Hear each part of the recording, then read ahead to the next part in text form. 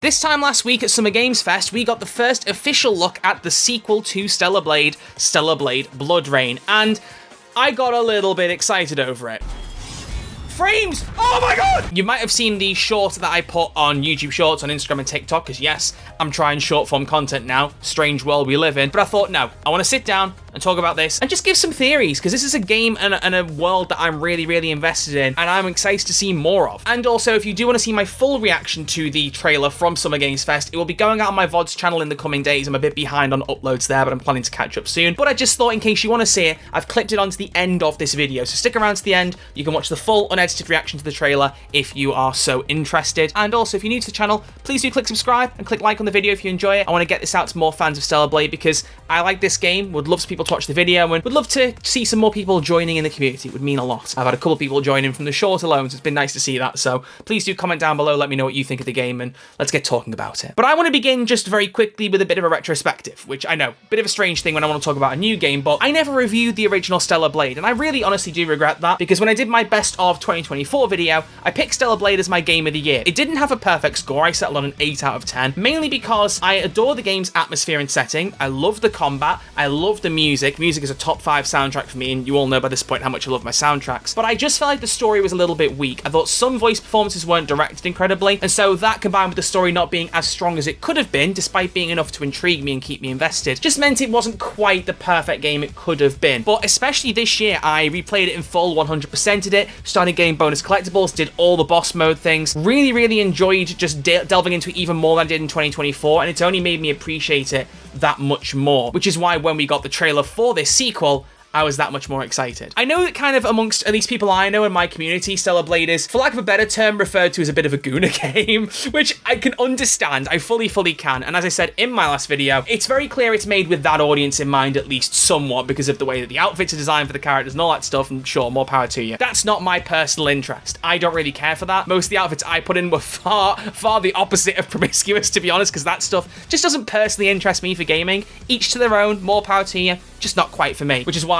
now the director has said that the second game will have even more appealing outfits. I'm like, hopefully at least 1 or 2 won't quite be along that road, because I prefer those ones, so we'll see. But either way, genuinely, it was the combat and the soundtrack that really hooked me. I think that combination does wonders for this game, and I've seen people have been picking up the first game since the second one was revealed and saying very similar things, and it's good to see, because I felt like it had a pretty decent launch on PS5, but as far as I can tell, it seems to have been more successful in Eastern markets as opposed to Western, so I don't know many people who've played it, so it'd be nice to see that change, so I'm hoping that it does, especially in the build-up to Stellar Blade 2 coming out, and also the release of Stellar Blade on Nintendo Switch 2, which is happening later this year, and hopefully Xbox at some point. Now that ShiftUp is self-publishing it all, hopefully Xbox will get a look in at some point. And so came the second game's trailer, and within literally about 5 seconds, I knew it was Stellar Blade, but I denied it being that mentally the whole time, because it just felt too soon, for one thing. They talked about the fact they were going to reveal the new game possibly this year, and B, I didn't know what to think because there was no Eve, the main character from the first game. I was like, well, if she's not there, it can't be Stellar Blade, but the visuals were the same, the music was identical. Young G Lee, I think is how you say her name, has already tweeted out saying, you know, she loves that people knew straight away that it was the sequel because of the use of the music. Evie being called Angel, Evie just sounding like Eve, combat moves, identical abilities, sound effects, all of it just felt like Stellar Blade. But in my head, I was like, it just can't be, it's too soon. And then, of course, the logo came up and I literally nearly leapt out of my chair. And it's been interesting to see this one get a more notable reception, I feel like, just from the look of the setting and the combat and the soundtrack. It seems to appeal to people a lot more instantly out the gate than perhaps the first one did. And I think that's probably because the first one was, you know, originally called Project Eve. It was very much kind of a work in progress, almost tech demo vibe when it was first revealed, and it took a while to build up and go on from there. Having it be one of the last things at Summer Game Fest and be a really cool, strong trailer has definitely helped it a lot. Let's talk a bit about it and what I think about the different aspects of it. So first off, one of the biggest reasons why I didn't think it was Stellar Blade immediately was the map density. Even though it looked and sounded like Stellar Blade is a post-apocalyptic game, and there's very little of humanity. I'm not going to spoil too much of the plot details and go any further than that, because there's mixes of humans and androids. I don't want to go into the roots of that. While the story, I don't think it's incredible, still think it's worth experiencing. The idea is you've got the remnants of humanity, and Eve is someone sent from an outer space colony, basically, to try and liberate Earth, save everyone who's left on the planet, and allow them to recolonize after she's eliminated a race of enemies called Nativas. It's left in a way where, obviously, Eve, you know, she's not dead, otherwise otherwise I wouldn't be saying where is she in the second game. But it was left in a point where it very easily could continue with her and in this post-apocalyptic environment. So seeing a different character in a city setting far busier than anything we saw in the first game was a bit of a red flag for me as to it being a Stellar Blade sequel. It didn't feel logical to me. They have confirmed in several different places this is a sequel to the first game, because some people thought it might have been a prequel to before the apocalypse rained down the final war and everyone was nearly killed on the planet. But it's been confirmed repeatedly it is in fact a sequel. It does build on the first game story, so we know that for a fact. So either it's a time jump and places like Zion, the last hope for humanity, have rebuilt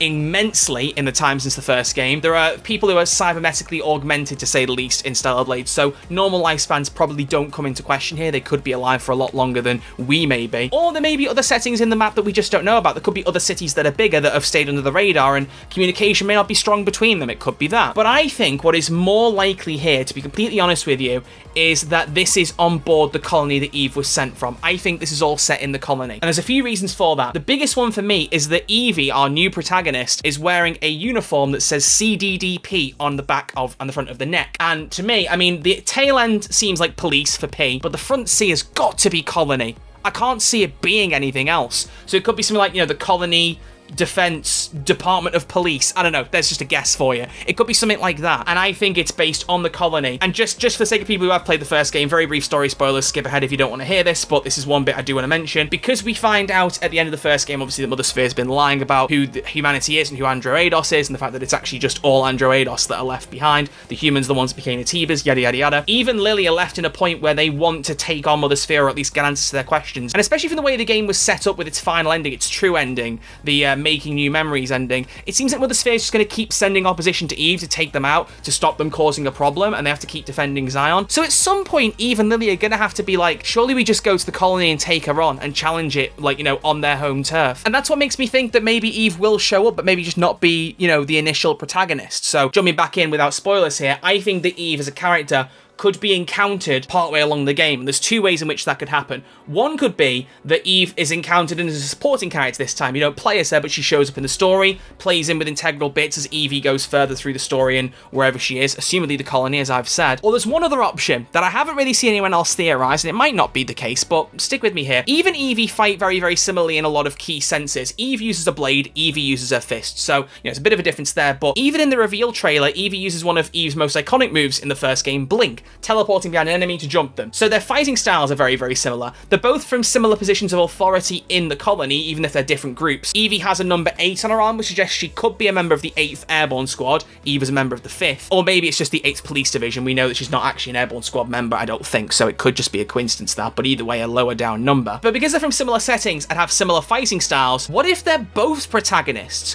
What if ShiftUp are keeping their cards close to their chest right now, and Eve actually will be a playable character, but they're just not telling us? What if Evie and Eve are going to both be protagonists in the game and it's a dual protagonist situation where we might bounce between them? Or maybe Eve will show up and we can choose who to play as because they'll both be working together. That is also possible, and I don't think I've seen anyone else debate that yet, so you never know. That could be what they're doing. The thing that's caused a bit of a fuss is Kim Hyung-tae, I think is how you say his name. I'm so sorry if I've butchered that. The CEO of ShiftUp and the director of Stellar Blade and Stellar Blade BloodRayne has made a few comments about Evie being a more kind of fleshed out protagonist, saying that the protagonist in the story were the things they really didn't do as well on in the first game, and they want someone who's not just, appealing to look at visually, but also an interesting and motivated character. And I think people have found that a little bit, not necessarily insulting, but just a bit of a shame to look back on negatively at Eve, because she was a good character. She was an interesting character, and a lot of people want to see her story continue, especially because the credits said that it would continue. So I wonder if they're playing a bit of a blind here, and this is all part of some big strategy to be like, forget about Eve, we're going to focus on Evie, and then just pull a blinder on us and bring her back anyway. It could happen. Either way, I'm saying it now, I don't think this game will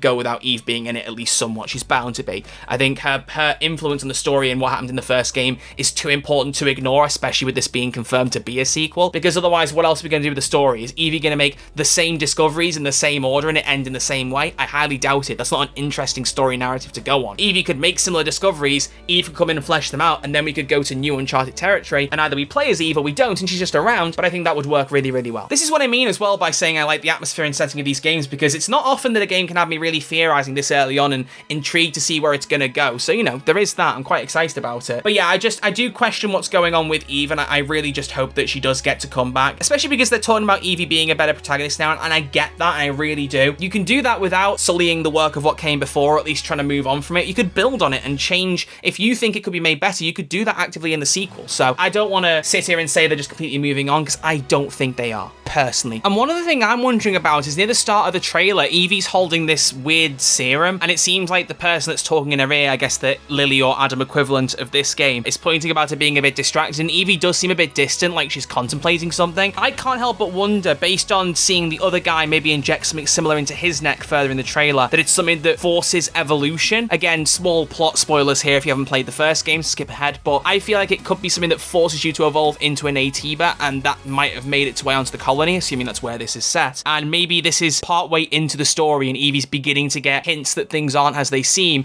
and she's seeming a little bit distant and distracted by it because she's trying to get her head around it. And I can't help but wonder if that's what's going on here, something Natiba related, because some of the enemies in the trailer look exactly like Natiba, so there's got to be some kind of overlap. And again, it further feeds into this idea that Evie and Eve's stories have got to collide, because there's just too many similar aspects there, easily. And so the only question left then is, well, when does the game come out? If it's early in development, and this is another thing as to why I just didn't instantly think it could be coming out anytime soon, I think the earliest we'll get this is 2028, because the first game came out in 2024, and development has only started on this, from what I've heard, within the last year. So even if, you know, combat is very similar, they've got some assets they can reuse or similar settings, and maybe they have an idea of where to go with the story, 2 years is just too soon to turn it around. If it comes out in 2027, I'll be shocked. I think there was an interview with Kim, the director, at one point, who said they'd like to release it in 2027, but I think even when he said that, he was like, I don't think that's likely to happen. And realistically, it's one of those things of like, I'd rather they take their time, I'd rather the game be good when it comes out. It's almost a cliche at this point, but too many games come out in broken, messy states. I don't want that to happen with Stellar Blade, because I think, especially with the first one, it came out in a pretty good state. They seem to do a very good job of optimizing the game as well, so I hope that continues with Blood Rain and that it comes out as strong as it possibly can. But there you go. So those are my initial thoughts on Stellar Blade, Blood Rain, and where I think the story might go. There are some questions I just haven't got answers to yet, like, for example, who is the guy that Evie keeps looking at and following around? I don't really know who that could be. Possibly maybe someone from Zion. It could possibly be someone like that. I don't know. But there are some questions that I don't have enough theories on yet that I can answer. So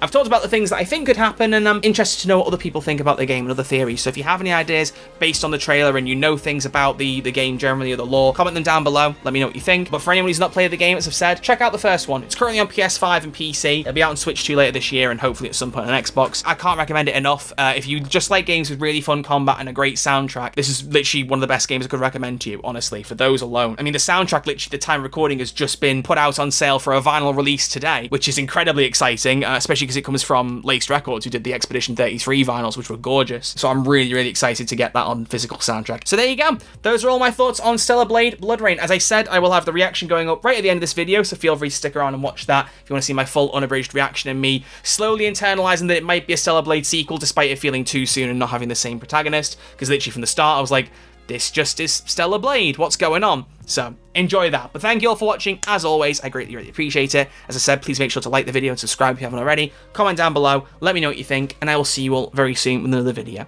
Until then, look after yourselves, stay safe, and I'll see you all in the next one. In the meantime, enjoy the reaction. Now, this next game comes from an acclaimed studio that is deep into development on its next project. Okay.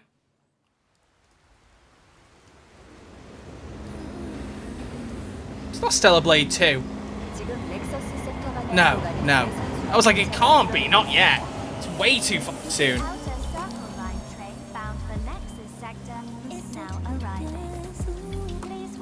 It sounds Stellar Blade-esque, though. It doesn't look it, but it sounds it. It's not, is it?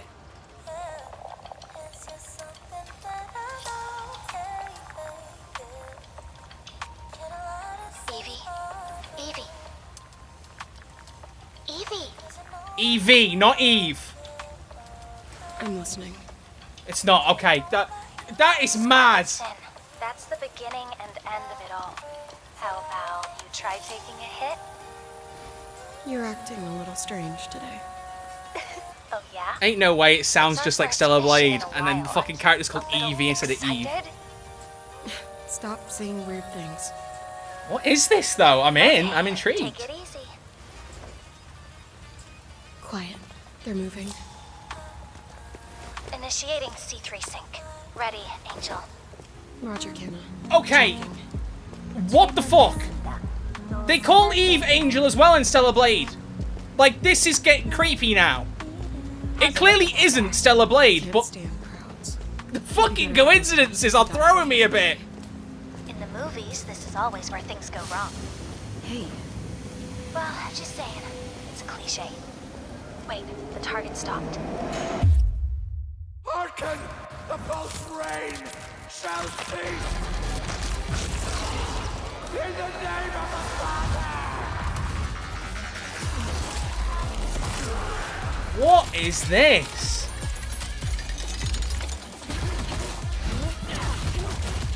Unless it's like a Stellar Blade spin-off? Okay, it's seeming too much like it to not be. Something weird is going on here. I don't think I made enough of a case on stream about how much I love Stellar Blade. It's my favorite game that's come out in recent years. I fucking adore it. But I just can't see it being it. I just can't. It's too soon, and it's not Eve. And the story was going to carry on with Eve.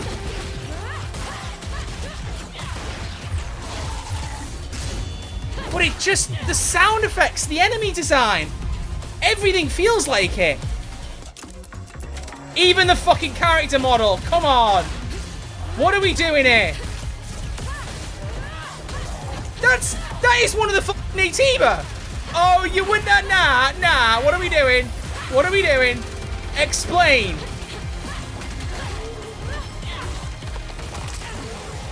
And if the frames could come back, I'd love it. It'd be so good. This actually might be a Stellar Blade sequel or spin-off. What are we doing? Frames! Oh my god! It's a fucking Stellar Blade game! Let's go! Oh, what? That's it. I'm happy. That's done me. The world of Stellar Blade with an all-new sequel developed entirely by the original team that's here today. Set in the same universe as Stellar Blade, this next chapter continues the story beyond the events of the first game, introducing a new protagonist who you saw there, Evie. It's early in development. But where's Eve? Whoa. But where's Eve? Right, we're almost done. Crazy that I knew that straight away, by the way. Crazy.